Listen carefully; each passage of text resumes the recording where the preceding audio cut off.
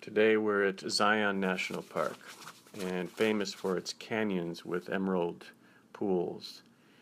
Um, Today's work is focusing on color and transparency, and you'll see that after we get the drawing down, we're going to be using washes of brighter colors to create underpainting. The drawing is simple, placing these two large forms that form the canyon, a bright path between them, reflective water below, and two figures to give it scale. The painting starts off, after getting your drawing in, the painting starts off with just a rough application of brighter colors. I'm using yellow ochre, burnt sienna, and alizarin crimson at this stage, and bringing that wash down to the canyon floor, down to the riverbed. Into the riverbed I'm adding more yellow ochre because this will allow the future green to be a little more luminous. So I'm thinking in terms of layers here. You notice now that I'm introducing viridian on top of the warmer colors. This is the underpainting, colors which I notice in the rocks and colors which I want to bring out in the final version. Watercolor is doing a lot of the work here. I introduce the color, and because my board is at an angle, the color is just washing down and creating mixtures that I could never create on the palette. And this is taking advantage of watercolor's nature. This stage now is dried. You can see it's a lot lighter. And we're going to go into it now and start to define the rock face, the surface of the rocks. We do this through using a darker color. This is primarily neutral tint. Perhaps it has a bit of burnt sienna or a bit of viridian green mixed with it. It's quite strong, and I'm using it with a high level of concentration. What I mean by that is I'm really thoughtful about the marks that I'm creating and trying to think like a calligrapher. This helps to create the stark sides and cracks that form these rocks. And along the way, I'm spraying it or adding a brush full of water here and there to loosen some of that darker pigment and ask it to flow down and reveal some of the underpainting.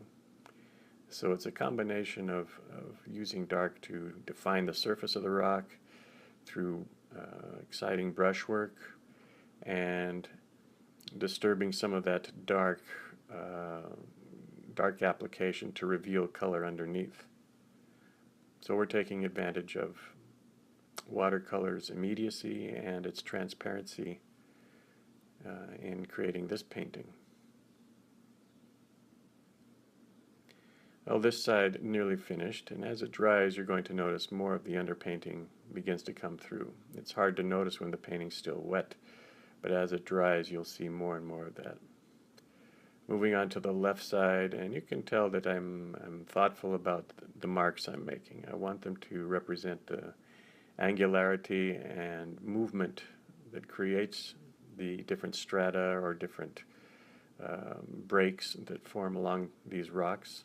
Also, after who knows how many years of rain and water, these rocks have a patina of black and other hues that make it very interesting, and we're trying to replicate that in some sense with the watercolor.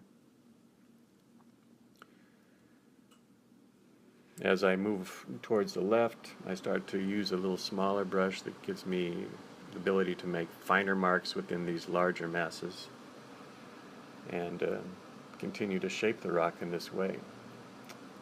You can tell the one on the right has dried nearly all the way, and the calligraphy that creates the rock is quite strong. I'm quite pleased with that.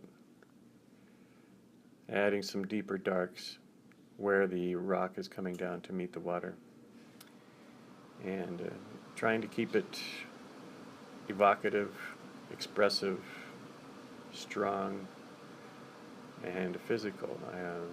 This is the motivation behind the brushwork.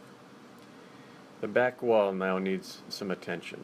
We're using dry brush here as well, and what I do is I load the brush with the color, in this case burnt sienna, a little bit of neutral tint, and I take out a lot of the liquid on a separate piece of paper or along the side of the board, so that when I drag the brush over the surface I get a really rough mark.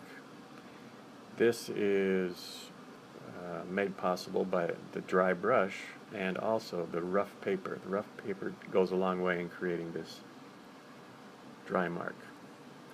Now to the water, and I'm using a strong mix of viridian and a cadmium yellow to create the water, which is descriptive of the water that flows through these canyons. It's quite emerald, and it's quite a beautiful contrast to all the worms that you find in the rocks. These whites that I'm leaving are important. They form, they're going to be turned into river stones, but they help to break up an otherwise monotonous area by, with these scattered whites, you can add accents and add interest to this area. Also, as I'm doing now, a few reflections help this area to feel more like water. So we're nearly done. We're going to place a few bright colors on our figures, as you see here, reflect them into the water, and you can see how those stones help to break up the water and express a painting with bold colors underneath.